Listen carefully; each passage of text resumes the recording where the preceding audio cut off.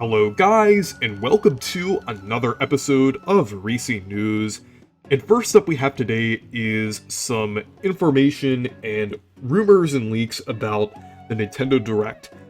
I couldn't resist, I know everyone's talking about it, but I kind of wanted to give my own take on the different leaks that have been happening, because it seems like it's going to happen next week from what we've heard.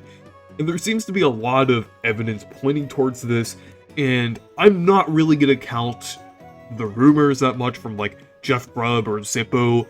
I mean, those leakers really have a questionable track record, and I feel like a lot of people just cover those, like content creators and people on YouTube or social media, they just cover those just kind of continue the Nintendo news and everything and just have something for the headlines and everything. So I don't usually cover those types of rumors because a lot of the time they can be wrong.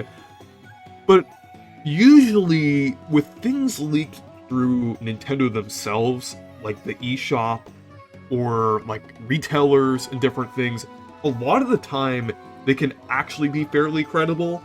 Like, not always, but it seems like there's a lot of things kind of pointing towards a direct happening fairly soon. So basically, not too long ago, the eShop added new game IDs for Advance Wars and Tears of the Kingdom. So there's definitely a possibility that could be pointing towards those games having an updated announcement and everything. It would kind of make sense to have those kind of updated in a direct and everything.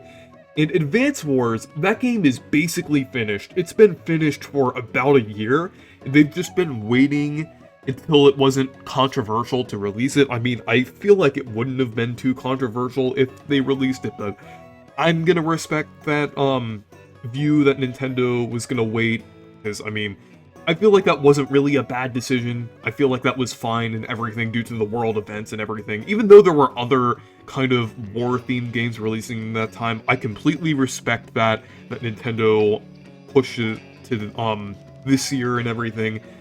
I respect that opinion and everything, and I do think it's respectful, but I feel like now would be a good time to release it, since it's been quite a while.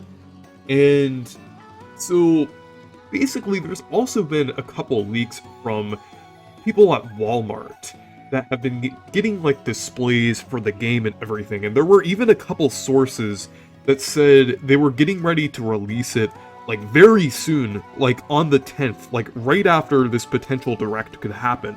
I'm not sure how likely that is. I'm not sure if that's just when they're planning to have another announcement, but it seems like they could release it fairly soon. Like, I'm not sure if they are gonna do, like, a shadow drop and just release it in February, kind of like how they did with 3D All-Stars, but I'm not sure. I feel like it's either gonna be, like, some sort of shadow drop situation, or they release it, like, in April. So, I don't know, but there have been some leaks from retailers kind of showing that there is going to be something with Advance Wars fairly soon. So I feel like that game could at least get an updated announcement sometime soon, and we'll have to see. So a Nintendo Direct is definitely fairly likely for next week. Like, there's always a possibility it could happen later, like if Nintendo delays it or anything, but I feel like a lot of signs seem to be pointing towards next week, and I'm not going to get my hopes too high here, because I mean, Nintendo can always change some things. Like I said, there could be a delay or something, but next week is pretty likely for a Nintendo Direct to happen, and I won't be surprised if it does happen next week.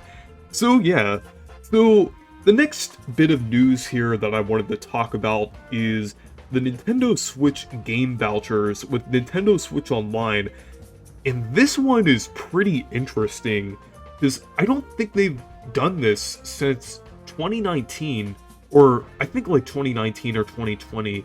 So it's been quite a while since they've done this program with the game vouchers and everything. And it's weird that they haven't always had this as a service.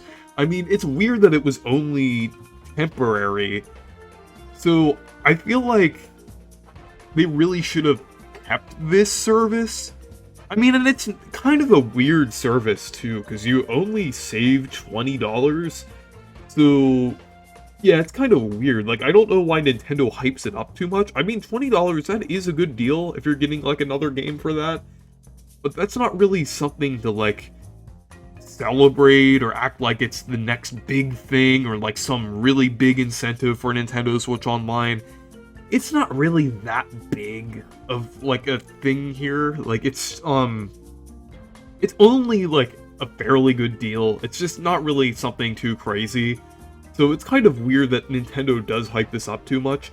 If the discount was a little more, like, I guess even like just $30, then I feel like it would be a little more interesting, but I think it's just a little weird, and the fact that it's $20 kind of, like, because that's the price of Nintendo Switch Online and everything, and it's basically just saying, like, in Nintendo Switch Online shouldn't even be $20 to begin with. So you're basically just saving what you've paid for from Nintendo Switch Online there.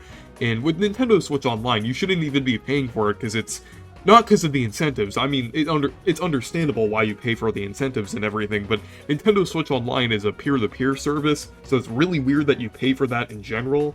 But yeah, the game vouchers are fairly weird. Like, I mean, I feel like it would make a lot more sense if they did have more value to them.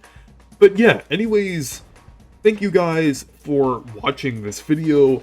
Make sure to leave a like and subscribe for more. And make sure to check out my Discord server if you want to. Goodbye.